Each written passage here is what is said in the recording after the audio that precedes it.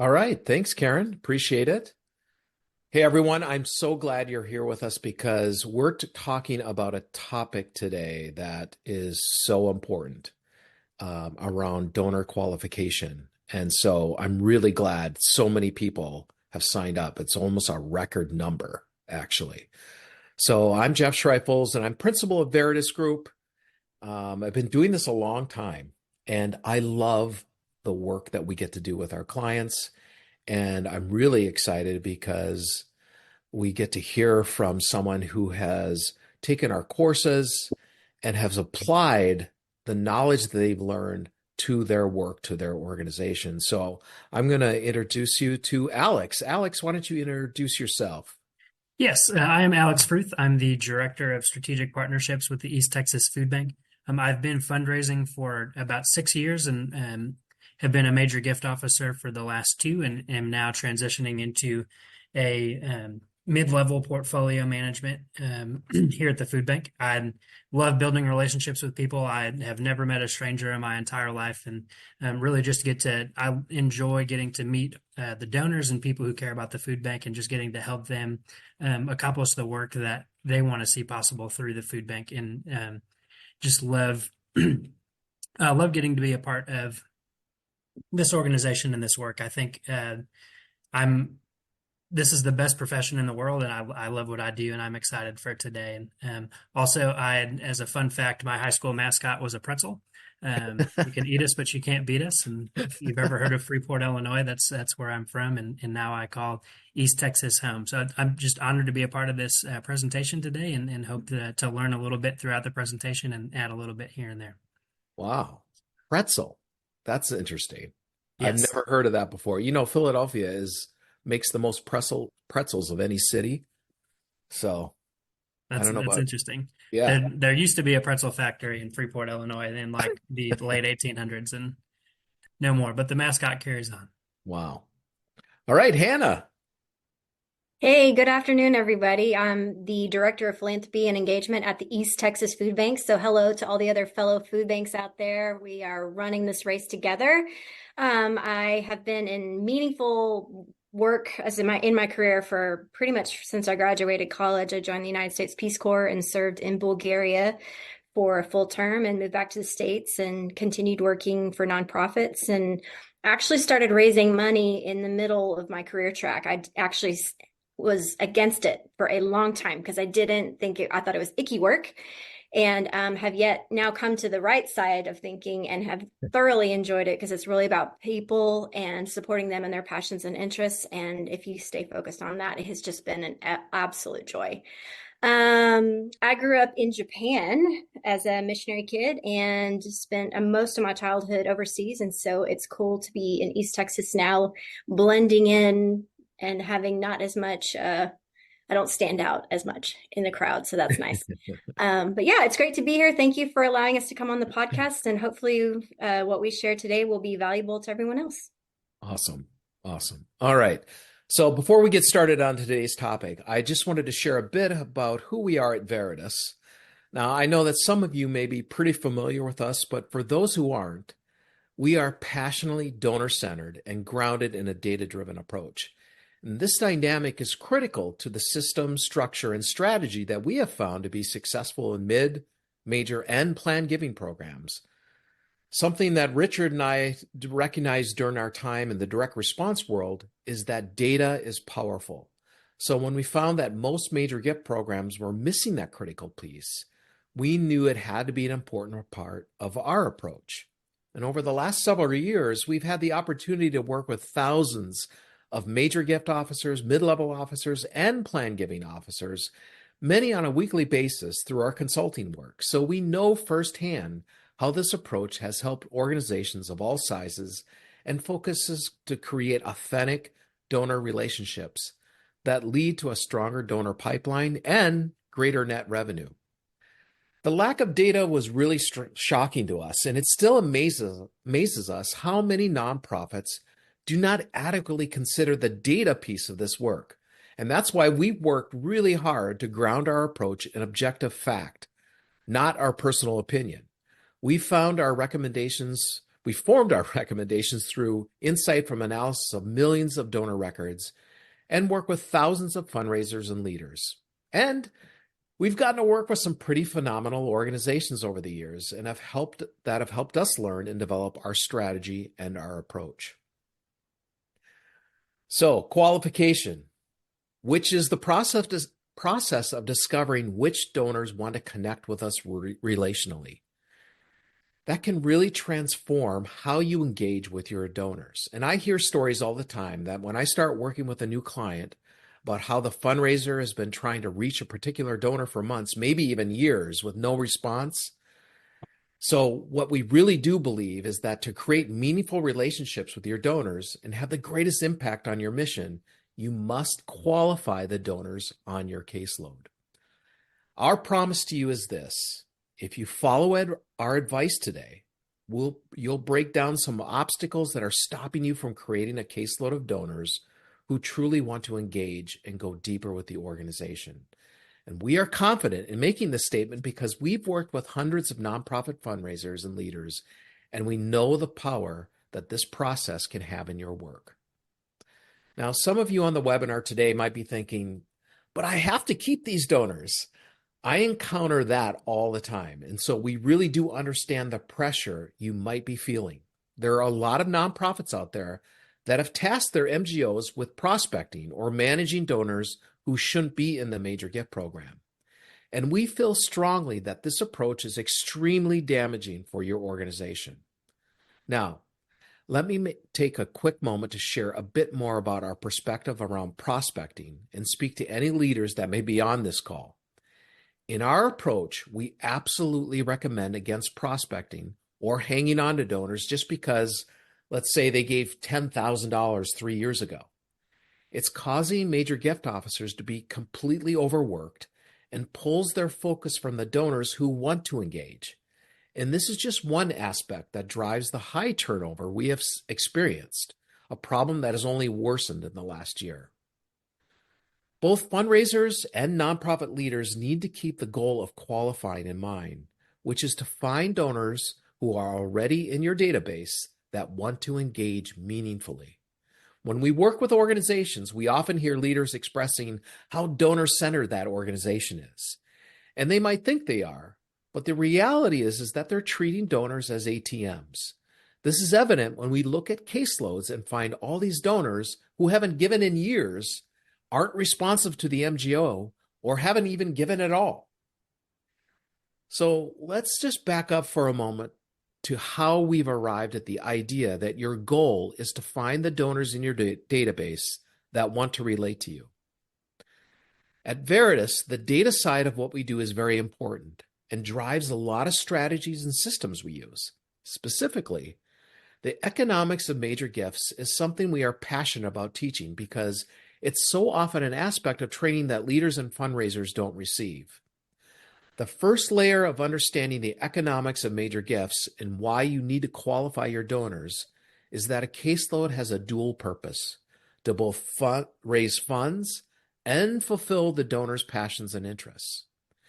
This ultimately means that every donor on your major gift caseload must deliver net revenue for the organization. Now, we'll go into that in a moment. Another layer is that when you have a qualified caseload of donors, the quality of that caseload increases over time while value and donor attrition decrease. As you can see in this illustration, we start with a caseload of 150 donors giving $800,000. Over time, some donors from that original 150 move off the caseload while others move on, and the overall revenue increases to $1.8 million by year 4. This kind of growth and trends are difficult, if not impossible, to achieve when your caseload is unqualified and when you aren't approaching your caseload with the economics in mind. Now, when we think of the economics of a caseload, we look at both the cost side and the revenue side. Here, you'll see a standard cost view where we have the numbers neatly giving us a total cost of $150,000 for an MGO. This means that for a caseload of 150 donors, the per donor unit cost is $1,000. Now, when you look at the revenue side, this is the actual fully qualified caseload. So this is the end goal of qualifying, but this illustrates why the qualification process is needed. Here, you'll see that the total number of donors in all three tiers has as 150 for a total raised of 1.5 million, making our revenue per donor unit $10,000. When you put it all together, you can see how the three tiers, with tier A on the left, then tier B and C, have different costs, revenues, and nets. That's because your tier A donors are going to be giving the largest gift, which means you'll be spending the majority of your time with them. But the key point here, as it relates to qualification, is that all of these tiers show a net revenue. That means they are giving more revenue than it is costing your organization to have to manage the donor relationship. If you had a donor who had been giving $0 in the last 2 years, or you have never given, or they've never given a gift to your organization, your net is negative. Or if you've worked tirelessly to try to connect with a $2,000 donor with little or no response, you may be putting in too much time for that relationship. The point of this whole piece on the economics of the caseload is to emphasize the importance of qualification. The truth is that you only have so much time, and the role of your fundraiser is to bring in net revenue to fund those programs. You will be most effective in doing this when you are working with qualified donors who want to engage. Leaders who are filling their donors' caseload up with prospects and unqualified donors will struggle to see the best ROI that could be coming up for that program. I know we're going to talk about the pace of qualification here in a little bit, but this is really something that I wish I would have known when I first started qualifying my caseload. And, I got my caseload a couple months after I started and was so excited to just jump in and get to know all of my donors that I just sent an intro letter to every single donor all at once. And it just got really overwhelming to try to, really stay on top of that management and getting to know and qualify those donors. And looking back on it, I wish I would have broken it up a little bit. But this webinar would have been invaluable a couple of years ago. But I learned from it and happy to share that now. Well, having qualified donors also helps you maintain your focus on the right areas of your work. And it takes a lot more energy and time to chase someone who doesn't want to talk to you. When you're working with qualified donors, you will allow yourself to be more efficient and meaningful in your work. Yeah, I relate to this one big time. I know when I really struggled with this, and it was hard. It was hard to let go of donors that you've been you've been working really hard to get. And when you are spending so much time trying to invest and get that attention, you almost feel like you're giving up. And I would say that in this process, when you think, oh, I'm giving up on these people that I've been trying to reach, and I just think if we held on to them a little bit longer, we're going to get there. And in reality, you're saying no to the people that actually are ready. And that's a hard thing to let your mind go to, and going, I'm actually saying no to people who want a relationship, and this would actually take off. And so you can ask anyone on my team, I'm like, can I hold on to them for another 6 months? And they're like, how long have you been holding on to them now? And I'm like, 20, It's so hard. Yeah. So now that we've spoken about the economic importance of setting up your caseload for success, let's talk more specifically about why you need to qualify your donors. Now, you could probably guess that we believe that you do need to qualify your donors, but here's why. So many fundraisers that we've worked with, and probably many of you on this call, have caseloads full of unqualified donors, which is causing you to waste time trying to get in contact with donors who don't want to engage. Approaching your caseload this way is costly to your organization, and it makes your job a lot less enjoyable, and it's going to bring in less net revenue for your organization. Now, we know that there are some organizations and leaders out there who insist that you can't remove donors from your caseload, or you must keep that wealthy philanthropist though they've never given, or that one gift alone qualifies a donor to a caseload. we have a lot of great resources and blogs on these topics that I would really encourage you to explore if this is something you're struggling with at your organization. I wanted to share a quick illustration just to speak to really what this looks like for fundraisers who are creating qualified caseloads and those who haven't done a formal qualification process. So when we started working with one large national health nonprofit, their major gift officer had been doing the job for 3 years, raising about $300,000 annually with a caseload that was about 200 people. And as we started looking at the names, and I asked her which she'd actually talked to, how many of these donors have you actually talked to? The number actually was around 50. And she was reluctant to release many of the 150 who were left because they'd given a lot in the past or they had potential to give. And when I asked what she'd done to engage them, to try to find out if they wanted to connect, she said she'd sent them organizational materials about 4 times a year. She said she didn't want to remove the donors yet, and I could sense some fear, and I mean, I get it. It's a fear that the donors will go away, but really, they're not giving or not giving at their potential presently. So I said to her, you're not pushing anyone off a cliff here. If we remove them, they'll be in the mail system still. They can still choose to give, but your time is invested. You need to choose to invest your time elsewhere.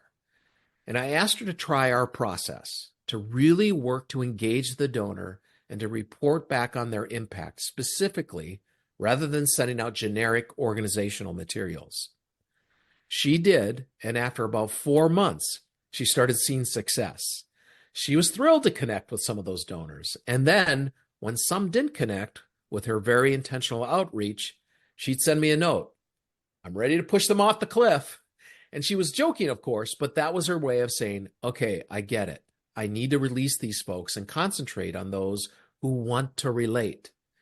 And now she has a qualified caseload of 150 donors, is much happier in her work, and she's raising about $500,000 after working with us for about 18 months. Yeah, that's absolutely correct. I don't know if there's anyone out there who's kind of like where Alex and I started. We got our portfolios and they were all 100% unqualified. So your first year is really, really tough because we started this process of qualifying donors right after COVID, or at middle of COVID, kind of like at the end of it. And what happened is people weren't used to this strategy of engagement and relationship, and they weren't used to meeting. So when we started qualifying our donors, we were introducing multiple things at once. People wanting to really thank them and build a relationship. And that was weird because the food bank had been around about 35 years at that point. So they're kind of like, what are you doing? Why are you calling me? Right? Yeah. And so when you get into that space of trying to qualify donors and taking that first year, what you just said with that story, and I related to that, is that it really is, you're less satisfied in your role when you're holding on to these people because of an old story or a potential or something like that. You will find that you will start to resent your job and also get more disinterested in the work that you're doing because you're not getting any responses. But I also want to speak to the fact that when you're onboarding a new system like this, it is going to be that first year is going to be a little bit more silent. But I will speak to the fact that my first year, my portfolio was at 300,000. My second year, it jumped to 750 by applying 750,000 just after my year 2 of working this strategy, because it does work. That's awesome. Mm-hmm. Great story. So very simply, our goal in the donor qualification cycle is to build trust and ask donors to show they want a personal relationship with the organization. In each step, you are working to show the donor, that you care about their passions and interests and that you want to know and communicate with them in their preferred manner, and that we're not just there after the money. Your objectives for qualifying are twofold. You want to have a strong and engaged relationship with the donor, which is one part of the purpose for qualifying.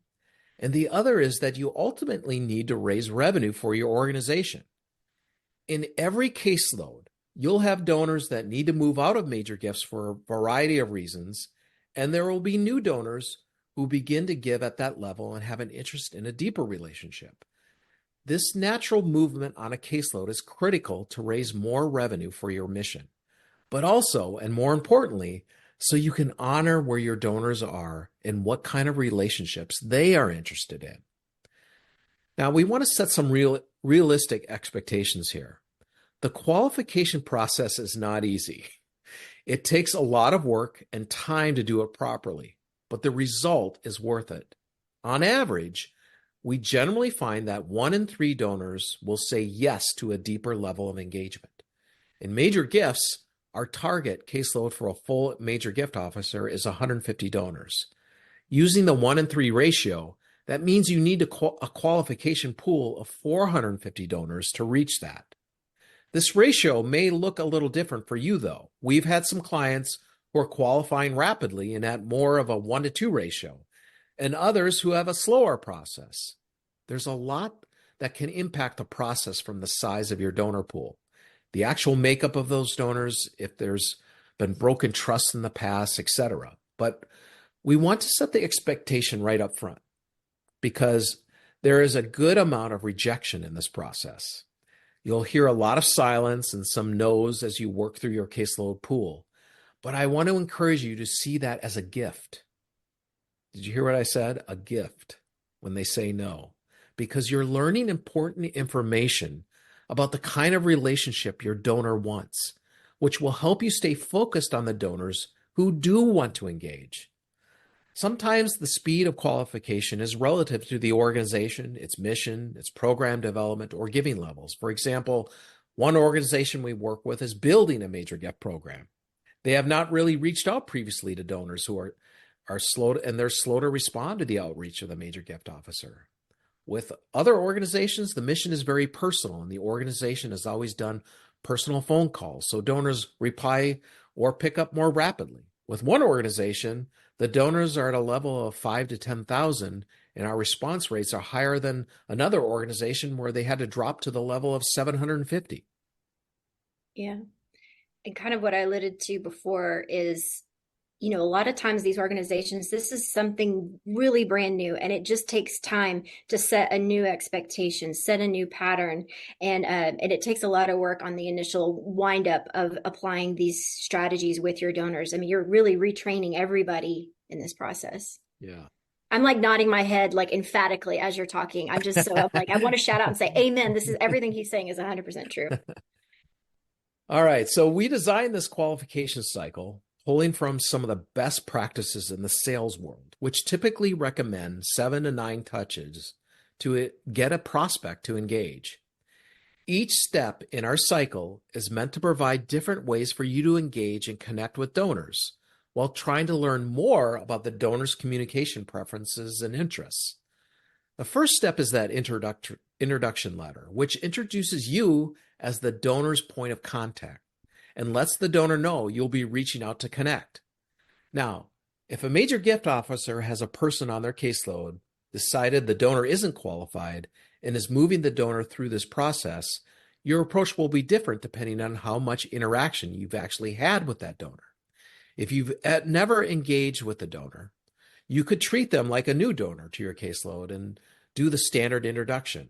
You can also alter the introduction letter to speak a bit more to your role, mentioning that even though they might have not heard from you before, you're wanting to connect to see them and how you can better communicate with them. Something that I found to be particularly effective when going through this qualification cycle was incorporating a video introduction. We were reaching out and sending notes, and I can't tell you the amount of business cards I'd had inside of thank you notes or in letters, and was just struggling to break through and get a hold of folks. So we started to use it. We had found a free video system, and it was able to do it from your phone or your computer. It's really low tech, and just being able to show my face and just being able to connect to them on a more personal level as I'm trying to introduce myself. And heard from one donor in particular. He said that he gives to a number of organizations at the end of the year, and we were the only organization that had a personal outreach to him. And I had recorded a video and had his name on my phone as I sent it, and sent it to him. And it really helped for him to break through the Yeah. tens of other emails that he had gotten from those organizations. Yeah. And I really think it helps just to make the relationship feel a little bit more real instead of just words on a page. This is a picture, it's a video, it's a human interaction, and makes it a lot more personal. That's awesome. The next step in the process is to follow up to that letter or the video. We recommend a mix of phone calls and emails if you have access to that information. But the main point here is that you're doing multiple attempts. Yeah, another thing that we struggled with is when we were first starting out, we didn't have a lot of complete contact information for folks. Oftentimes, all we had was an address, and it's hard to really just break up. You have to be creative in the different mediums that you're sending if all you have is the address. But we tried to find phone numbers or emails for as many people as we could. So we used some wealth screening information that had some contact information sent out to that. Google is incredible. Social media helped us to get in contact with a lot of people. One thing that we're planning on doing here in the next couple of months is sending out a donor survey asking for updated contact information to try to build that up. But it definitely was it was just a beating trying to break through and connect with folks when all you have is their address. Yeah, yeah. And I reflect on an idea I actually learned on a webinar back in 21 from Jeff, is literally sending a note that says, I want to talk to you, like being so direct and going, I really do, like saying it in your note, if that's all you got is an address, and really actually saying it so boldly and less creepily. But in some cases, it really worked. Yeah. Ideally, you want to be doing follow-up attempts to with a variety of contact methods, and assuming the donor has consented to being contacted that way. And as you learn more, you'll uncover their preferred method of communication, which is so important. And now, if you haven't heard back from the donor yet, your next step is to follow up with a touch point and personal note.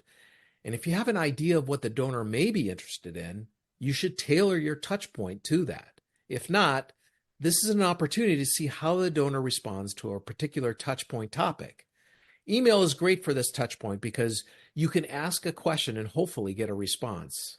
Now, after this step, if there's still no response or connection, we recommend a non-responder letter and survey to help you learn more about the donor. It's really important that this questionnaire stay focused on just a few key questions and not become this massive survey covering a lot of areas. We typically like to ask a few questions to learn more about program interests, communication preference, and to update contact information. If you've learned in prior steps that you're missing a phone or email or you had a bad one, then this is a great spot to call that out and find out from your donor that update. Then, similarly to the introductory letter, you'll do some survey follow-up attempts. If you still haven't reached a donor, you'll do another touch point to try to motivate a response. If you're still trying to learn the donor's passions and interests, you may want to try a different program touch point to see if the donor responds to it. And one thing I want to point out here is, and I've recently talked to a couple of people who I was speaking somewhere, and they came up to me and they said, this donor qualification cycle was so important because typically after one or two tries, normally I would just say, oh, they don't want to engage. But what they were finding is that many of their donors didn't engage with them until the 5th or 6th try. Or the 20th in my case. 20. Not Wow. recommended. Not Okay. recommended. 20. That's amazing. But most people give up quickly. That's the point. And so this qualification cycle is meant to help you stay on track and to motivate you to continue that process. So this cycle ends with that final note that essentially states that you are available if the donor needs anything. It's a signal for you and the donor that you're ending some of this direct outreach, but you're still there if they decide to do what they want to do and want to engage with you more deeply in the organization. That last point I want to make here is that we've had some situations where additional touch points were needed, maybe not 12 more, but this is where you'll need to take the general recommendation and adjust for your organization. One of our CELs worked with one fundraiser who works in an area with a lot of snowbirds. Her qualification happened to fall between a period when most of those individuals were not around. So we added some additional steps to her qualification process to give her more time for her to reach out to some of those donors. Or some high net worth donors require more than 7 touches. They get a lot of mail, so we may need more time to distinguish ourselves. That's such a great point, Jeff. And you also touched on it on the illustration of, if they don't stay in your portfolio, there's still the direct mail. But I know that's something that Hannah and we ended up holding on to a lot of folks that were in our portfolios, because at our organization, if they weren't in our portfolio, they were just getting the direct mail stream, and we wanted them to have a little bit more elevated communication. So for a lot of the people, we did extend those touch points a little bit, and really just continuing to do that outreach. You never know what it's going to take for someone to finally reach out. And, as Anna mentioned, 20 touch points. There were a few people that we've had for like a year and a half or 2 years, and finally on your like 10th or 15th outreach, they're like, "Oh yeah, I'd love to connect with you." I was like, "That's wonderful. This would have been great like 2 years ago, but I'm more than happy to connect with you now." You don't know. In our case, you really didn't know what it was going to take to finally break through, and those additional touch points definitely helped us. Yeah. Just going to jump in here. I've had a number of questions about the timing between these touch points. And I know in our white paper, we probably have like sort of how you time those, but anything you all want to share, Alex and Hannah, about the timing between the touch points in this cycle? For me, I tried to do about 2 to 3 weeks in between touch points, and sending one and then having a follow-up. I didn't want to wait too long to lose momentum, but I didn't want to be too aggressive and jump on. Any thoughts for you? No, I totally agree. And I think making sure that you're making room for, like, especially if it's in the mail, like timing it out, that give them time to consume, like receive it. So just keep some of those factors in mind when you're setting out your timelines. Thank you all. I wanted to speak to hopefully I've got some people who are going to be nodding their heads on this story. So often in the qualification process, we're talking about the people who are positively responding and are like, "Oh, this is so special. Thank you for reaching out." There's a whole slew of them that it's a negative, but I want to speak to the fact that even those negative responses, and Jeff mentioned this earlier, that is a win. And I know sometimes we get those negative responses and it's a knee-jerk reaction, like, "Oh, we should never do that again." And an example, we had an event during COVID that got canceled, of course. So we had a surplus of these branded food bank socks. And I was like, we've got to do something with these guys. So I packaged them up around the holidays and sent them to all our major donors as a thank you for being good partners, and, something about, being the feet of serving families or whatever. And I got this horrible note back from a donor that was like, sent them back to me with a note that said, "How dare you spend the money on giving me a gift? Don't ever send me this again." And at first it's really shocking, and you feel like you made a mistake, and you think, "Oh, I will never do this again." However, two ways to look at this. Don't make that a knee-jerk reaction, because it was real positive to a lot of people. Number two, the way I responded to her was, "Thank you for giving me a better idea about how you want to be communicated to you." And I was able to elaborate on the origin of the socks, that it wasn't a waste of donor money. And I appreciated her reaching out and sharing her thoughts and feelings. And now I walk away knowing how this donor wants to be communicated to. And I don't spend, like I'm inclined to do, the next 18 months chasing her down. Does it feel good? No, but it is a win, because you learned something new and you got the answer that you wanted. That's a great story. I love that. Now, if you've been listening so far and you're thinking to yourself, "There is no way I have time for this," we want you to know we understand.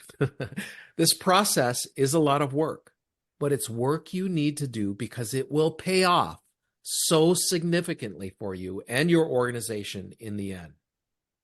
Absolutely. It and pay off in so many ways. You're more fulfilled in your role, your numbers go up, you are more energized with your relationships with your donors. And you are also you're more organized in your tasks and stuff as you're working through the week. You know exactly who you need to be talking to. You're energized to be talking, and it's not a slog like, oh, I'm going to attempt for the 20th time, put on that, heavy load and try to reach out to people. Like, as you move through this, it's going to be way more fulfilling and way more exciting to do your job. Yeah, absolutely. Oops, one little head. Now, the pace of qualification does build as you continue in the process.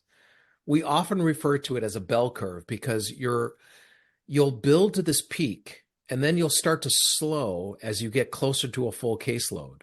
And we often hear from fundraisers who are feeling the intensity of that top part of the bell curve, but you just have to keep at it. And remember, once you do the qualification process once, you won't have to do the full process again. Absolutely true. And I think for people who are starting in this process, just buckle down. That first year is a whooping. It just is. So just know it's going to be tough and it may not be fun at first, but this yields like that slide where it shows like the multiplication of year 1, year 2, year 3. It is absolutely true. It's 100% true. But just go ahead and give yourself the grace to know the first year is going to be a bit of a slog. Yeah. Now, here's an idea of how this pace works. The first week, you start by sending out 20 introduction letters. Then things continue to build as you move through those 20 step by step and as you add more groups each week. Then you reach this peak point when it feels like you have donors in every stage of qualification, but that quickly passes as you get into a rhythm and qualify more donors to your caseload. The key here is follow-up. You want to keep your word with the donor. So if this is becoming delayed, it's better to not send letters for a week and catch up on your calls. Finally, after about 6 to 8 months, you'll hit that target of 150 donors for your caseload. And after this point, you'll need to do qualification during the year for smaller groups, just as you manage the natural transitions of your caseload. It's important to keep a regular pace so you don't get overwhelmed or behind in the process. At any point in this process, a donor can move to your caseload and will no longer receive the touch points in that cycle. Here's the timing we recommend for each step of the qualification process. You'll see in here that we have attempts in this timeline for each of the follow-ups as well to make sure you include that in your planning. Yep. And sometimes this process can stretch a little bit. You need to make sure and give yourself a little extra time with your tier C people because you're not talking to them as frequently as you're doing your A and B people. Yeah. Yeah, I know we made this point earlier as well, but I think if you're lacking in contact information, like you don't have the phone or the email, your timeline's going to change because you have to change how you approach those follow-up attempts differently, and so that's going to add some things to it as well. Yeah. Well, thank you so much, Hannah and Alex, for all of your great insight and perspective. And I know that you're going to add a lot to when we get to the Q&A, because I'm sure a lot of people have questions for you. But I want to ask you who are listening in, if we offered you an opportunity to learn specifically how to complete the qualification process, create the components, and manage the overall pace, plus much more on overall caseload strategy and management, would you be interested in that? And I can see a bunch of hands You should going all up say on yes. Sign me up, Jeff. I'm ready. Okay. Well, our next offering of the certification course for major gift fundraisers and fundraising leaders starts on February 12th. These courses really have it all, and it will provide a comprehensive training on the system and structure you can implement to not just create a qualified caseload, but manage that caseload and create meaningful relationships with your donors in an effective way. And of course, for fundraising leaders, it gives you all the tools and resources you need to successfully manage your major gift program and support the fundraisers on your team. Now, here's a note from one of our Veritas Group alumni about the value of the information and how it helped her raise more money for her organization. we have hundreds of these notes that have been written to us after people have taken this course. It's an incredibly effective course that will help change the way you're doing your fundraising. If you're looking to grow your major gift program or take your work with donors to the next level, this is really a course you don't want to miss. And if you want to get $200 off of your upcoming course, which starts on February 12th, go to veritasgroup.com/courses and select certification courses for major gift fundraisers or certification course for managers and executives, and use the coupon code QUALIFY on the registration page. So, Karen, now is a great time for questions. We have so many great questions. Thank you all. Awesome. And if you happen to pop a question in the chat box and didn't move it over to the Q&A box, remember to do that because then I'll remember to ask it. So I've got so many good ones here. So Jeff, starting with you. Okay. What would you recommend for us? This is from Carl. We do not have a clear transition process with mid-level to major gifts. So when we prune our caseload, we do not have the typical 450 to grab from a pool of engaged donors from mid-level because they're eager to keep their donors because they have a revenue goal attached to them. So talk a little bit about how to use metrics to make this work where mid-level is qualifying for the major gift officers. Well, one of the goals of mid-level, besides increasing overall revenue per donor, increasing the retention rates, is what the percentage of donors moving from mid to major. That's the whole point, is that you want to move as many people from mid to major, because the point of mid-level, besides those first two metrics, is to allow donors to do what they freely want to do. And so those donors who are kind of giving them those mid-level areas right now, some of them want to give major gifts. And you're trying to find those people that are interested in that and then move them along. That's the whole point. And so if you don't have metrics that support that, you're actually hurting your fundraising program because you're creating a barrier for your donors to move up, because you're trying to keep them, because now your metric is, you want to, the more revenue that comes in from mid-level. So I've seen this happen many, many times where organizations have the wrong metrics that actually punish the program from donors moving up. Mm-hmm. And so you need to make sure that if you're trying to get rid of all the barriers you can so that you're allowing donors to move up that pipeline as freely as they can. And so all of your metrics should reflect that, from direct response all the way to major and plan giving. That was one of the main metrics that we put in place as we started our mid-level giving program about a month ago, was that moving from mid-level to major and making that be one of the primary measurement tools for the effectiveness of that program. So I definitely recommend that. Right. I mean, Alex, you should be rewarded for moving people out of your portfolio. That's exactly the point.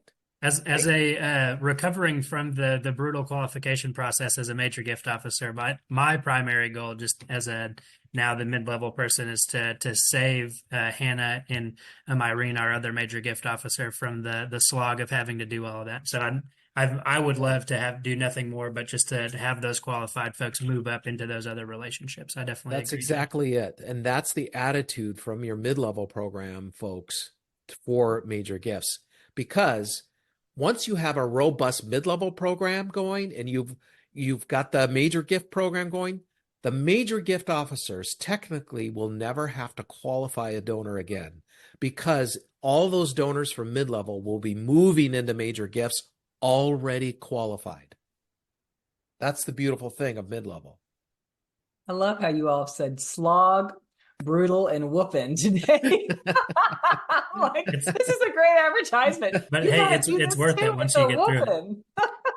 Well, I mean, it's the job we signed up for. It makes you earn it. Like when you really, when you get to the part where it's sweet, you know that like you've really survived and you are in it. I love it. So a question here, just go ahead and start with you, Hannah. How many donors per month can you realistically qualify? Because you've got donors you've already qualified and you're trying to manage them as your caseload donors, and you're qualifying at the same time because they all start growing. If you're adhering to having only 150 donors in your portfolio that you're working with, if they're a good chunk of them are unqualified, as is our case, we're still qualifying some of our portfolios. Really, I would say I would give yourself anywhere. I mean, you've got it, if the time frame is such that you've got like a month and a half to work through those steps to qualify or unqualify somebody, and you might need to drag it over maybe 2 or 3 months. It just depends on the amount of contact information that you have. I mean, I'm hoping maybe you can qualify 10 people maybe every couple months. It just depends. Everybody's so different. And if you've got old giving programs or if you're launching new, I don't know if that's good or bad, but that feels reasonable. Great, thank you. So, Jeff, can we keep them in our caseload if they have capacity? They donate in mid-level, but just don't want connection more than once a year. So I guess what you're saying is a donor has told them, look, I want to give. I only want you to connect with me once or twice a year. Yes, that would be someone that I would say is qualified because they're reaching out to you. They're saying, hey, I want communication. And then they're telling you they only want to hear from you once or twice a year. So that would be great. The part to add, as Carl said, they're giving at the mid-level level, not giving major gift level yet. Oh, So would you keep them in a major gift file because they have capacity, or would you no. just keep them in mid-level? Not until they show us. I mean, they got to show us the money too. So it's like, yeah, it's great that they want to give, but until they give to that level and they want to connect, that both of those things have to happen in order to be in major. We built a little bit of a tiered process to move from mid-level to major portfolios in this regard. Like if they give it that, we set a major gift at 5,000 and above. So if once they give that cumulatively, we automatically move them up. Or if they give around that 2,500 mark, but they have the capacity and they're starting to engage, we'll go ahead and move those folks up a little earlier. Thank you. Starting with you, Jeff, and you all can add. If we have, this is from Justin, if we have donors that give every year or give sporadically at a major gift level, we've been sending stewardship materials and newsletters to, they're not qualified where they want a two-way relationship. Is there something else we should be doing with them other than keeping them in the direct response pipeline? Well, I would keep those people in a mid-level program. So they would be getting some, because in a mid-level, they qualify by their giving amount. And so what we're trying to do from the mid-level group is qualify them into majors. If you might find donors that are just staying in that mid-level area, but until they, start giving at bigger levels, no, I would keep them in mid-level. And I think just to add to that, it's going to be really tempting to want to talk to people who talk to you. And you're going to waste a lot of time with chumming up to those people who are quick to respond and want to take those tours and come in and volunteer with you and go to coffee with you. And so, of course, there's people who are going to want this kind of attention, but maybe don't have the capacity to give at that level. And again, you're going to be missing out on those other potential people. So, I mean, of course, you don't want to tell someone no. But yeah, you have to also go, I only have so much time in a day, and you have to be disciplined and you have to commit to the process and not give up that this will yield and you'll get the right people in the right place. Yeah. Thank you. Good point. This is from Aaron. Would love for you to speak to requalifying existing prospects. I'm coming into an org as their first MGO and creating a new portfolio of existing donors at the 1 to 10K range. Should I also take a year to really qualify? I expect to do intros to the 200-ish folks in my portfolio just to see who bites. So talk about that one, Alex. Yeah, I think that's really the exact same situation that Hannah and I found ourselves in 2021. The food bank had not had a relationship-based strategy up until they hired us. So there were a ton of folks who were giving either at the major gift level or right around there already without needing a relationship. And so it did take us between a year and a half to 2 years. I mean, in some cases, a little bit longer to really just kind of start to break through those folks. It was so new to them; they were just used to being able to give on their own without that. So I think probably about a year to two to get through for the qualification process with that folks probably sounds about right. Oh, I got some questions about touch points. How do you utilize social media as a donor touch point? Anything to add there, Hannah? Oh yeah, that's tricky. It depends on your personality and how bold you want to be, and not creepy. I tend to find, and I'm in East Texas, so Tyler's very relational, and so you can often find connections with people. And so if you're willing to like reach out on social media, I don't know if they're saying direct for making connections. And I've got donors who only talk to me via LinkedIn. I've got donors who only talk to me through Facebook Messenger. So where I have found connections on social media, I think it's great as long as you're able to document that well in your CRM. We use Salesforce, and I hope that answers the question, what they're asking. But yeah, I know it's a little bit tricky. You don't want to act like a stalker. I think LinkedIn is probably the most neutral platform because it's both professional as well. But I mean, Facebook and Instagram are great ways to connect with donors on their passions. Like if they're really into dogs and you're into dogs and you share pictures. I actually saw one of the comments, Ernesto said that in one of his letters that he had there was a PS about a new baby. Alex, you need to write this down, and said, I got back from maternity leave. I have a new baby. If you want me to see pics. And then that went off as a hit. So I think anything to show that you are truly a real person, not just being an automated system, not just trying to like get a number, get a donation, because at this point in time, everyone's coming out of 2020 and they have been asked to save the world. People are tired. And so the more you can you convey that you care about them and that you're grateful that they chose your organization, they could go with anybody and they picked you, and that you're honoring that relationship and you are truly invested in them and that you're a real human being, that is a win. Awesome. I love that idea, and I had more people respond to me this year as I came back, and I was doing follow-ups, and I mentioned that I just got back from paternity leave than I had in the years past. So new babies are great fundraisers. I love that. So Alex, back to you here. Is there any truth that a letter with a stamp gets better engagement? A letter that goes through a metered post machine? Also, if you're including a return envelope, do you put a stamp on it or no? So if they're interested in engaging, would you put a stamp? Like, any tricks of getting people to respond or all that process? Yeah, that's a great question. And if there is any type of empirical data on stamps versus no stamps, I'd love to read that research paper or white paper. But I think we tried to, as they're in our portfolios, to send as many things with stamps. We found these fantastic. They actually say thank you on the stamp from the post office, and ordered those, and tried to find creative ways to break through. And just that's a soft way to say thank you.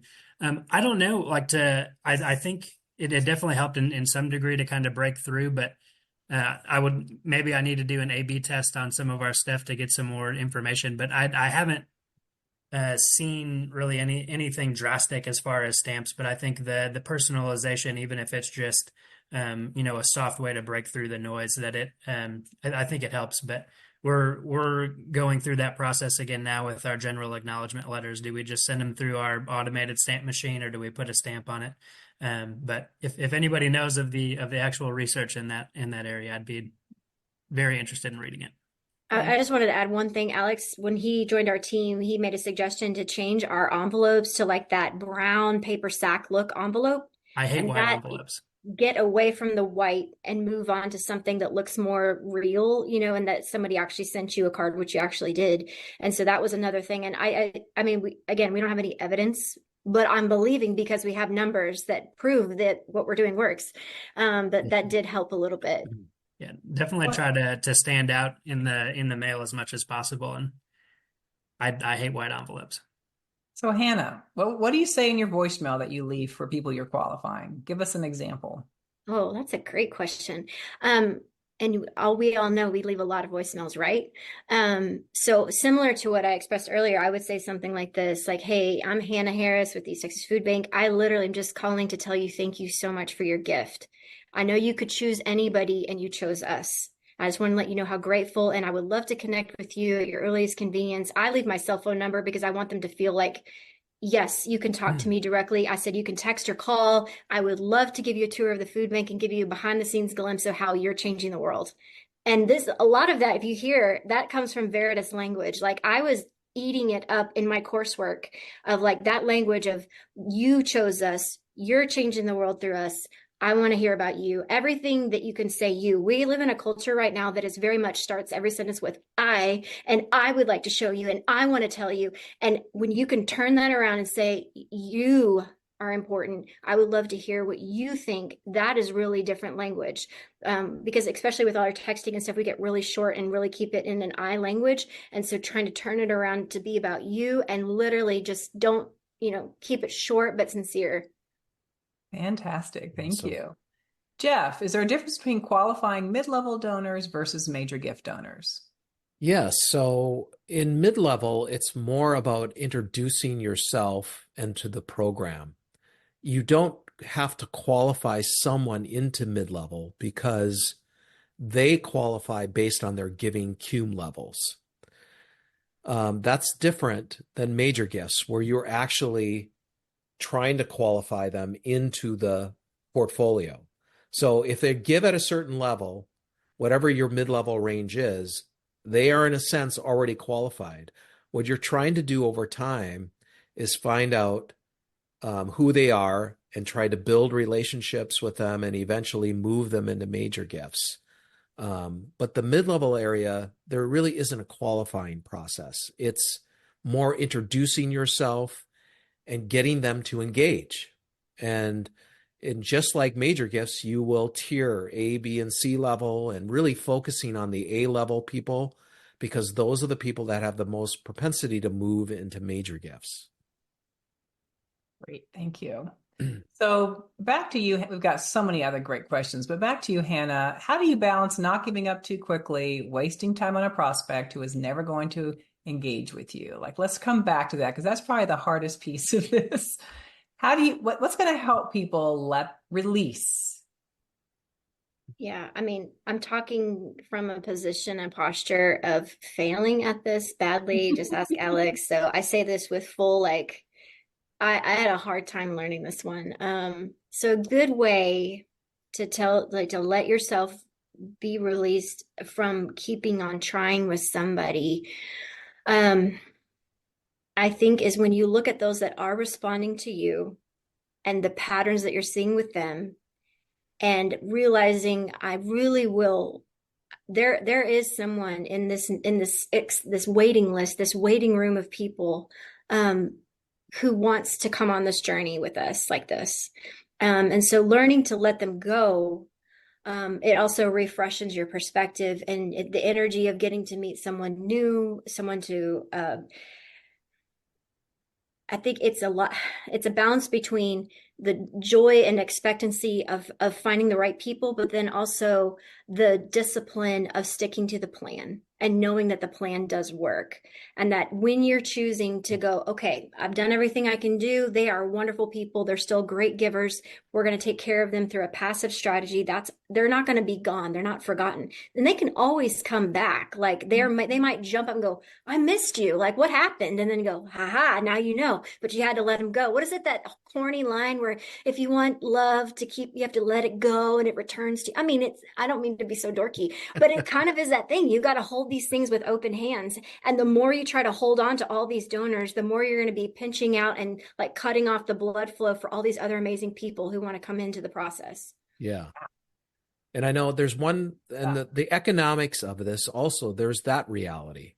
You are steward of your organization's Amen. resources. Mm-hmm. And so you're trying to get the most net revenue for your organization.